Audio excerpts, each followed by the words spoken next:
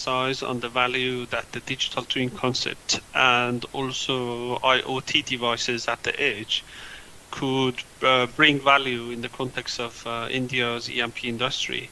What would be fit for India as a basin, and hopefully basically there will be some takeaways from my session. My name is Ali Didanloo. I'm Production Business Director for Eastern Hemisphere in Schlumberger. My first slide will be basically on opening the context of what's our vision on digital production solutions. There are, if you take as an average a modern platform would consist of around 8,000 basically sensors. That will bring up to 2 terabytes of data basically being passed from that modern platforms in offshore to onshore to our headquarters, to where the operation team are going to make sense of those data. From one of the research in one of the SP workshops that I attend, there was evidence that up to 5% of that data is only utilizable by the headquarter team at the corporate basis, where they are looking at squeezing basically value out of that data. So data acquisition being one topic, but also how we can turn data into the insights using AI and machine learning techniques that basically we can make sense of those data and convert them into actionable insights. So that is the first building block of the concept of our digital production solutions.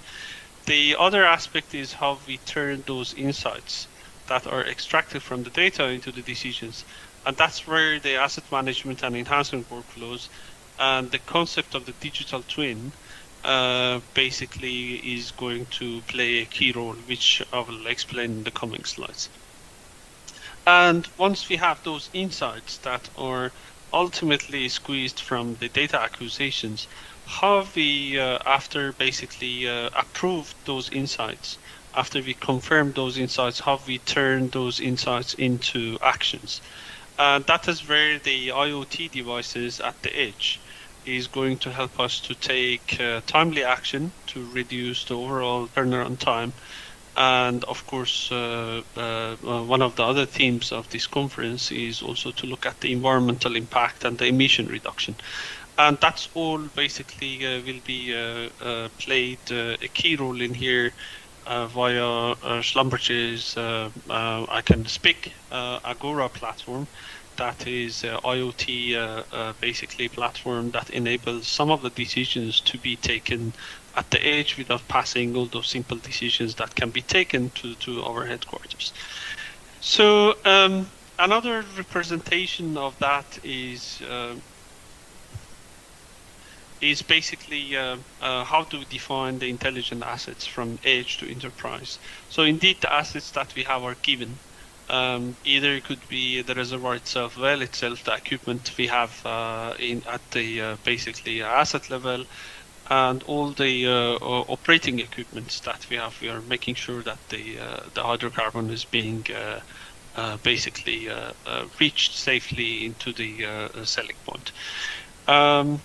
There are decisions, again, when it comes to the decision time cycle, needs to be made in a matter of seconds, minutes, or hours, responding to upset, looking at the problems that a ESP pump might have, or basically adjusting the operating conditions or the valves of gas lift operation, for example, or looking at the compressors, basically equipment, if there is any risk condition is occurring there. So that is where the edge intelligence and the control, by having the automated control and the decision-making ability at the edge, will help the industry by having the real-time optimization of all those equipments.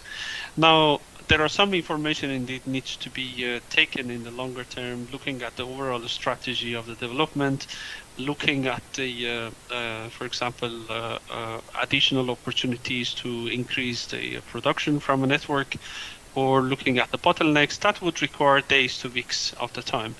And that is where the intelligent enterprise solutions would play a role. And recently, as also discussed with some of the STEAM speakers today, cloud native basically applications or the cloud ecosystems are playing a role to help us to scale up to do all those calculations that used to take more than weeks nowadays in a matter of days, and to enable the corporate basically petrotechnical experts and engineers to make those decisions more efficiently. And also, last, we don't see this detached from each other. Indeed, in some organizations, you can see that the enterprise team are not able to impose or make those decisions that took them weeks to be basically executable at the wells or at the facilities. These connections or these basically platforms that are working hand to hand is going to basically shape our future, which is happening in some of the operation now, and making sure that there is a certain efficiency, emission management, HSE exposure reduction, and all those benefits are happening at our operations.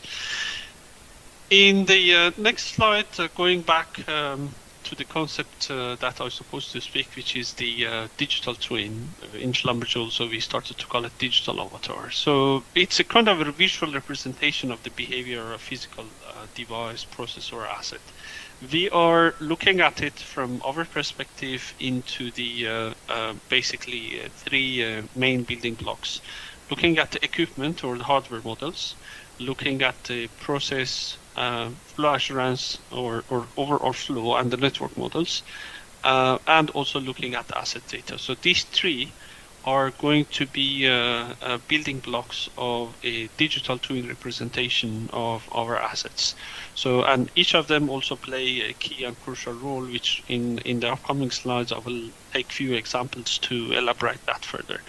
So again, the part of the enablers of that also is the cloud enabler, that in some countries it's being eased and basically is being utilized. And I'm aware that in India also is taking a key step on basically rationalization of the governance around the cloud data. Hopefully we'll see some of the operators will basically move into that stages soon. And of course the edge devices that will enable the execution of all those decisions that will happen at our corporate offices. So I wanted just to bring the value upfront from the operators around the globe that has been used some of these solutions recently in the last few years.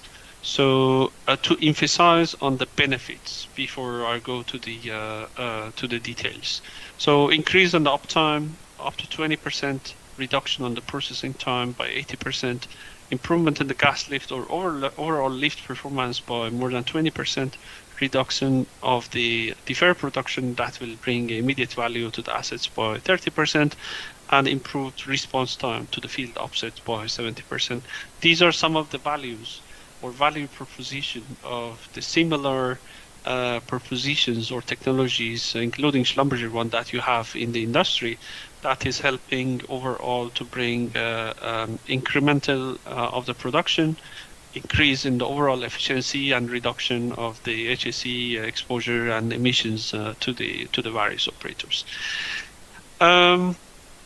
Again, our motivation is the design efficiency and also operationalization of the or operational performance or operational excellence of the assets via the solutions that we want to provide to the industry via digital twin or digital avatar.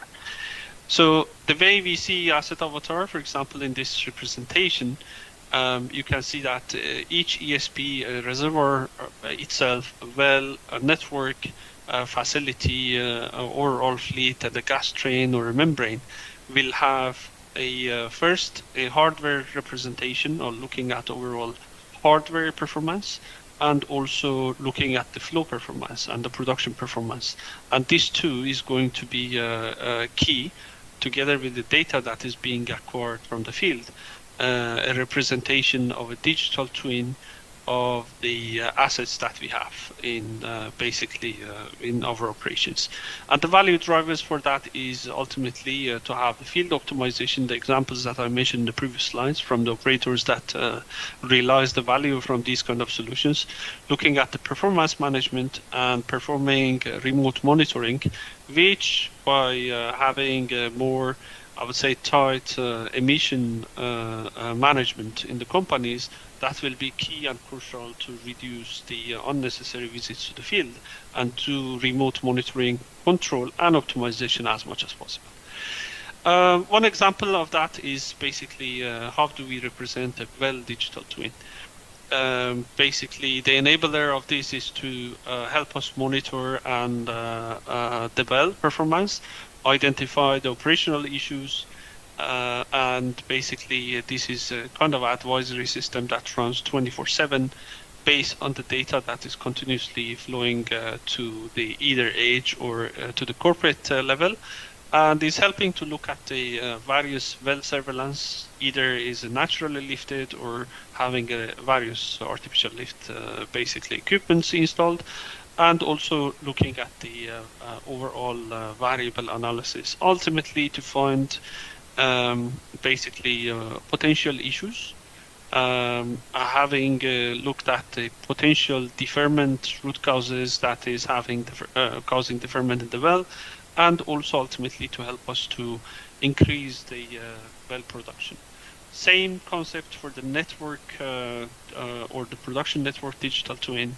And you can see in the right side the representations that we have from our digital platform that shows basically overall debottlenecks, for example, or bottlenecks in our network, looks at the any potential basically room to optimize the overall artificial lift, looking at the flow assurance risk and in terms of identification and proposing what will be the mitigation plan, and looking at, for example, pipeline integrity overall. And this one, also similar to the well digital twin, is basically is 24/7 available based on the data that is flowing from the from our assets to the digital platform. It has ability to continuously calibrate and cross-check the model's calibration by looking at the quality of the data and doing automation of the calibration to make sure that those models that are in the back end is always up to date, and the engineers at the corporate would have always the latest snapshot of the operation of the asset when it comes to network performance. And one more key as well is that indeed beyond the well, it's important to look at the not to look at the individual well as an asset, but also look at the interaction of the wells together. And that's why the network digital twin plays a key role on making sure that we have a full view of the asset. This one is another example from the equipment avatar. For example, CO2 membrane example that I took as to represent in this slide, that basically we have ability to model the equipment behavior, simulate the key features, train machine learning ML proxy model to ultimately represent a condition-based maintenance capability for the CO2 membranes that are installed to remove CO2 from gas, and also look at the performance, and ultimately to ensure that the life cycle the CO2 membrane will be extended as much as possible. So that is another example from the process engineering perspective and the I would say midstream perspective, that have a equipment avatar would help eventually an asset to extend their performance. One more example quickly in here is the a recent project that we did in US land.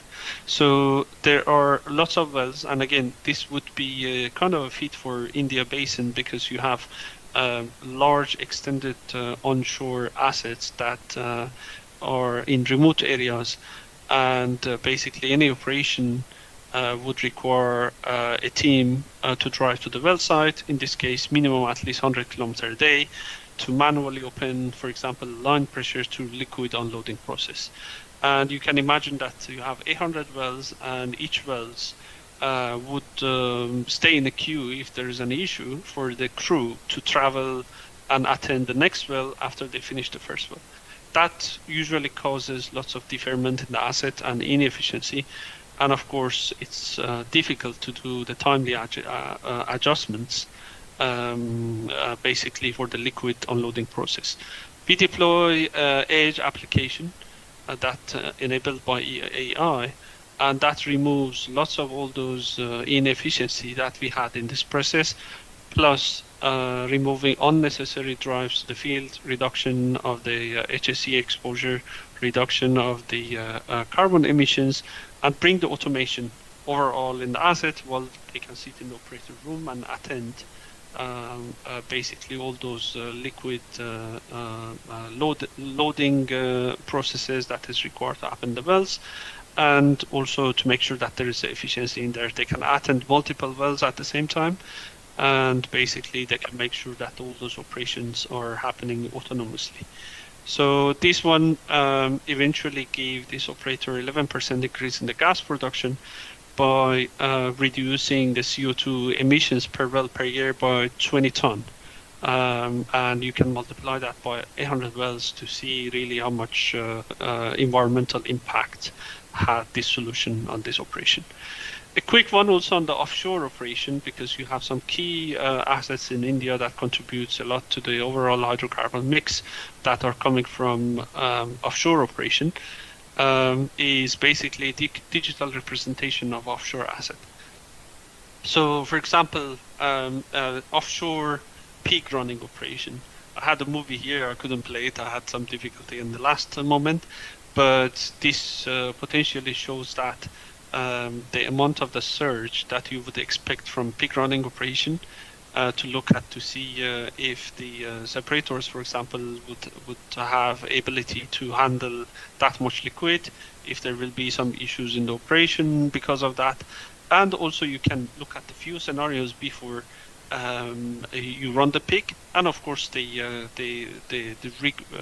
peak monitoring as well on the real time, and looking at the all overall conditions of the basically.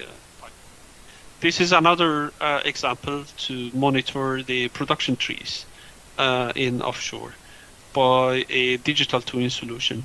For example, in this particular example, we are looking at a few fields from an operator standpoint that sits in the corporate office or operation office, and looks at the overall production tree's health status, identifying that there is one valve presently over high threshold range. And basically you're able to see that what's happening in this basically upper master valve in terms of the thresholds, why it is exceeding or reducing the necessary threshold in terms of the liters per minute that is passing from the valves, and looking at the any potential leakage at the various positions of the valve, looking at the hydraulic pressure, looking at the actuator position, and trying to diagnose if there is any issue and basically change the conditions. This is another way of representing, looking at that valve without really necessarily requiring anyone to visit, and looking at the basically this upper master valve operating conditions to make sure that everything is per the set KPIs that they have in the operation. So one example from a recent operation or operator in Southeast Asia. So we enable that solution plus a solution what we call Internet of Eyes, which basically sits in front of the old gauges and translate all those gauges into digital and pass the information to the operation team. We managed to basically reduce the manual data acquisition task by 92%, 16% less flaring overall in the operation so far, and still the project is ongoing to tick the boxes when it comes to the next level that they want to utilize this IoT at the edge by running more work processes on it. So in the last slide, if you allow, I want to summarize. Basically, there are lots of value from the AI solutions that we have to realize very soon in the energy industry. By looking at the fully integrated AI and physics-based model, how do we combine them together, or how do we just apply AI solutions on the data itself to bring efficiency into the data turning into the insight processes? How do we utilize the value of the cloud or the value of the edge IoT devices to make sure that we bring lots of efficiency to ENP? And that is regardless of which process we want to tackle, on the planning, on the subsurface drilling, production, new energy, or overall and data management. Also, agility is another concept, basically that we will gain from these technologies that is coming to our industry. So we wouldn't expect those long-taking development projects that we used to have a few years back. And we expect lots of agility because we are building on top of the existing platforms that comes from overall technology innovation industries for us. And of course, the toolkit, basically for the overall our resources and digital petrotechnical resources that we will hire, and also reskilling our people to make sure that they are able to adapt these tools and they are able to basically empower their ability to unlock the value from the assets that we have. So that's also another key aspect, and that goes to the indeed our basically skilling or reskilling programs that we have to have in place to make sure that we can basically adapt that processes fast into the industry without any lag. So by saying that, thank you very much for giving us the opportunity to speak in this forum, and I'm looking forward to answer any questions in case there's any. Thank you.